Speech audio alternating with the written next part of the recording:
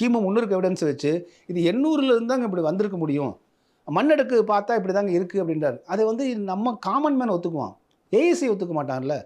ஏஐசிங்கிறது வந்து நாளைக்கு வந்து இன்டர்நேஷனல் அளவில் இருக்கக்கூடிய மற்ற ஆர்கியாலஜிஸ்ட் இது வந்து நாளைக்கு முழுசு தமிழ்நாட்டில் உள்ள 160 இடங்கள் இது மாதிரி இருக்குது. கீழடி மட்டும் இல்லைங்க. நாங்கள் சொல்கிறது என்னென்னா, கீழடிக்கு மட்டும் ஏன் இவ்வளோ பொலிட்டிசைஸ் பண்ணுறீங்க, லைம்லைட் கொடுக்குறீங்க? அது கிமு 300 கிமு 600 தான் வச்சுருக்கிறீங்க. சிவகலையில் இப்போ இரும்பு எடுத்திருக்காங்க, கிமு 3000.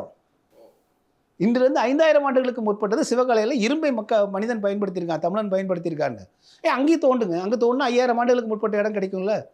அதை விட்டுட்டு கீழடியே சுற்றி சுற்றி இவங்க வர்றாங்கன்னா, இந்த சு வெங்கடேசன் இந்த குழுவினர் வந்து கீழடியை வைத்தே வந்து பப்ளிசிட்டி தேடிட்டு இருக்காங்க. அவங்க இதை வைத்து தான் அவர் கீழடிக்கு முன்னாடி சு வெங்கடேசன் யாருன்னே தெரியாது.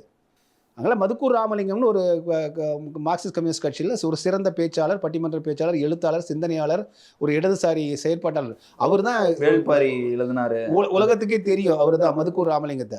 ஆனால் இவர் வந்து பார்த்திங்கன்னா இந்த வேள்பாரியை வைத்துக்கொண்டு கீழடியை வைத்துக்கொண்டு இவர் தான் என்னமோ ஒட்டுமொத்தமாக வந்து கீழடி அகழ்வாய்வு செய்ததை போல் ஒரு பொலிட்டிசைஸ் விளம்பரம் தேடிக்கொண்டிருக்காங்கன்னு சொல்கிறேன். நீங்கள் இதை வச்சு நான் என்ன சொன்னால், நீங்கள் என்ன செயல் செஞ்சீங்களோ அதுக்கு விளம்பரம் தேடிக்கோங்க, பொய்யை சொல்லாதீங்க.